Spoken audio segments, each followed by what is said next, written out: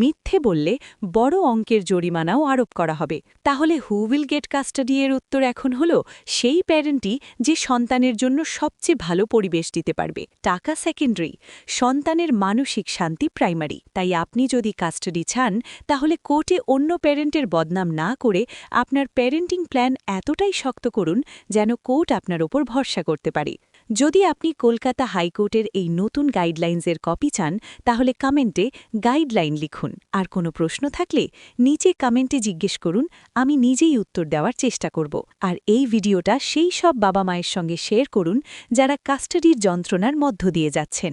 সচেতন হন, কারণ আপনার সন্তানের ভবিষ্যৎ আপনার সঠিক ডিসিশনের ওপর নির্ভর করে। আর হ্যাঁ, এমনই আপডেটেড ভিডিওর জন্য লাইক, শেয়ার, কমেন্ট এবং সাবস্ক্রাইব অবশ্যই করুন। লড়ুন আপনার সন্তানের হাসি মুখের ভবিষ্যতের জন্য। আমি আপনার সঙ্গে আছি। দেখা হবে পরের ভিডিওতে এক নতুন টপিক নিয়ে।